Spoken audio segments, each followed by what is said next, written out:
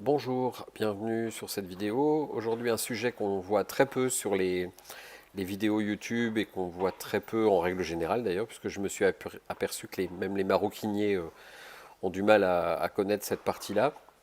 C'est la restauration du cuir et en l'occurrence la restauration de deux sangles Louis Vuitton en cuir. Alors, c'est des sangles en cuir de vache qui doivent dater des années 20-30 à peu près. Donc, la première chose que je fais, c'est que je les tends, je les fixe par des serre-joints selon ce que je veux faire. J'ai enlevé les deux passants que je traite à part. Et je traite en même temps dans cette vidéo un porte-étiquette, toujours Louis Vuitton. Non, pas Louis Vuitton, pardon, mais en cuir de vache également. Donc la première chose que je fais, c'est que comme les sangles sont... euh, il y en a une qui est très dure, qui a vraiment durci, qui a perdu toute sa souplesse, et l'autre qui est un petit peu mieux, mais qui est un peu plus abîmée. La première chose que je fais, c'est que je vais les poncer de façon à enlever la principale saleté. Vous voyez, un petit coup d'épousette, une fois qu'elles sont poncées et qu'elles sont un peu plus propres. Puis, je les lave. Et là, je ne sais pas pourquoi, mais j'ai oublié de filmer la partie lavage des sangles. Vous verrez en fait juste le lavage du porte-étiquette, donc c'est de l'eau et du savon spécial cuir, de façon à bien laver et à bien enlever les saletés qui sont encrassées au fur et à mesure sur ces sangles. Donc je les ponce, ici c'est une cale à poncer avec un grain en sang.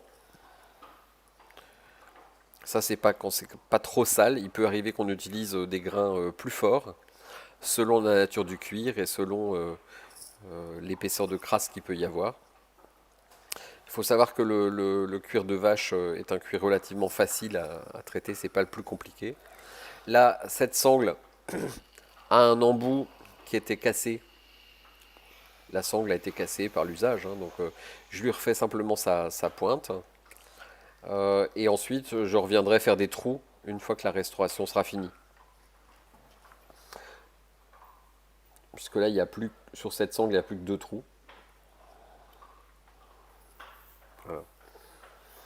Donc une fois que les sangles sont fixées correctement, qu'elles ont été nettoyées très grossièrement, je vais les laver. Donc je les fixe. Ça me permettra tout simplement de tirer dessus. Vous voyez le porte-étiquette aussi que je refais. Donc il est composé d'un système avec un plastique et un porte-étiquette et une sangle, une lanière. Et pareil, qui sont particulièrement crades. Donc j'avais envie de le récupérer, de le sauver, quoi.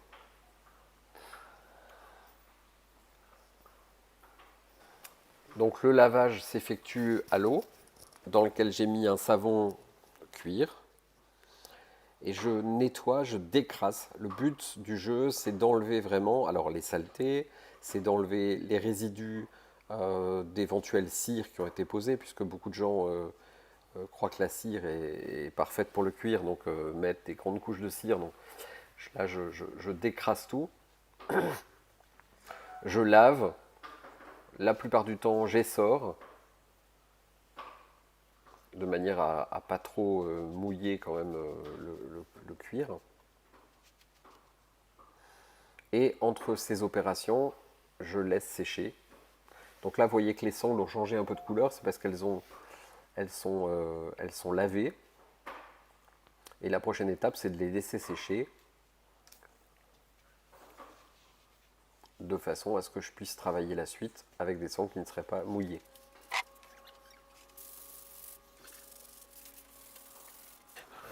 Une fois mes sangles bien sèches, je vais les reponcer.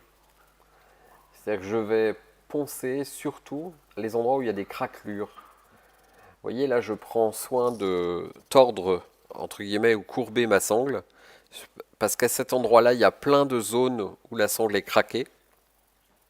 C'est la raison pour laquelle je les tends, parce que ça me permet de travailler plus facilement. C'est impossible à travailler si vous n'avez pas une tension dans la sangle. Donc il faut soit tordre, soit tendre, de manière à faciliter le travail de ponçage et de nettoyage de la sangle.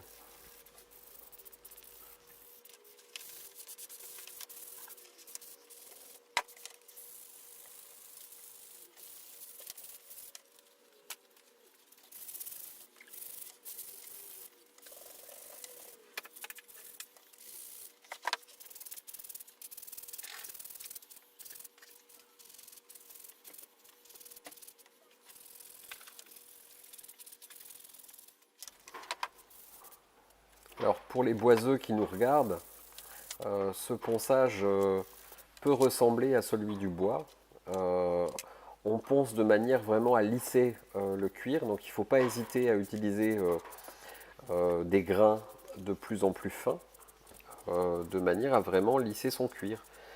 Le but, c'est de ne pas atteindre la chair. Il faut essayer de poncer que la partie fleur du cuir et d'essayer de ne pas attaquer la chair. Alors c'est pas si facile que ça. On le sent dès que votre cuir peluche, c'est que vous avez attaqué la chair.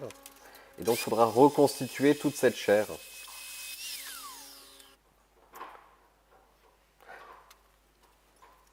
Une fois que le cuir est poncé et un peu lissé, on va tout simplement reconstituer la fleur du cuir.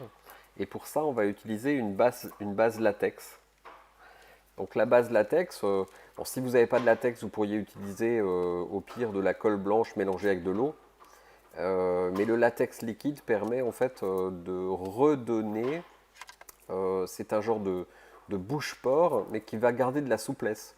Donc on va faire boire le cuir tout en lui apportant une certaine caoutchousité, si vous permettez l'expression. C'est-à-dire qu'on va garder la souplesse du cuir, le latex ne va pas fissurer comme si on utilisait un vernis ou un bouche-port, comme on pourrait le faire sur du bois.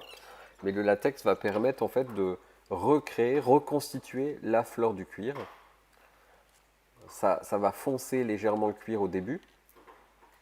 Et donc là, je le fais recto verso. Sur certaines pièces, on le fait que recto. Hein, c'est pas forcément nécessaire de le faire recto verso.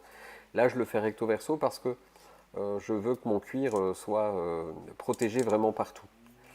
Une fois que ça a bien séché, donc en gros 24 heures après, on vient prendre du baume. Et là, le baume, je le passe à l'éponge. Donc ici, je l'étale un peu avec un genre de pinceau mousse, mais je me rends vite compte que c'est pas ce que je veux. Donc je vais prendre une petite éponge. Cette éponge a simplement été humidifiée à l'eau. Et on va passer recto verso et bien partout et bien nourrir son cuir avec un baume.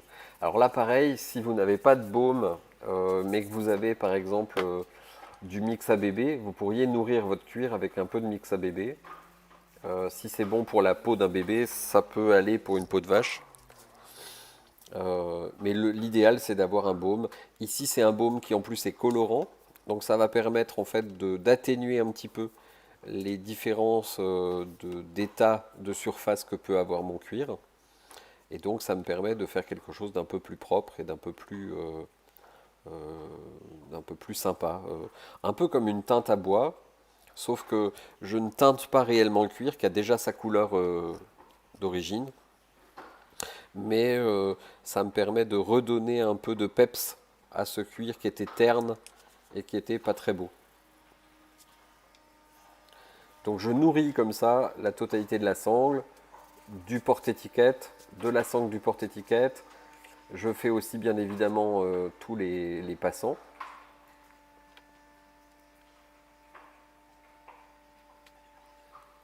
Je n'ai pas peur éventuellement de tacher un petit peu le métal puisque je le nettoierai ultérieurement. Là en l'occurrence sur les sangles je veux garder une certaine patine donc je ne vais pas nettoyer les sangles, je ne vais pas polir le métal des sangles mais c'est quelque chose de faisable. Dans ces cas-là on le fait avant.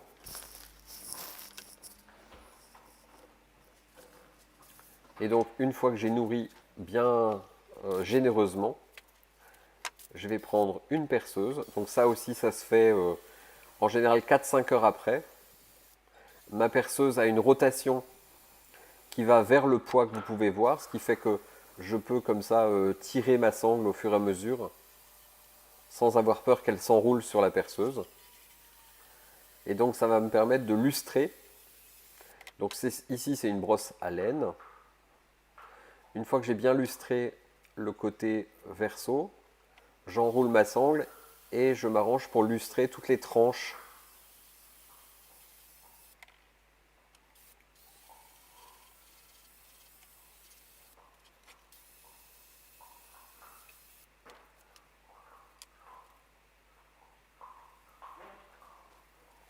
Voilà, et ensuite un chiffon sec en coton me permettant de donner le dernier lustrage à la sangle en cuir.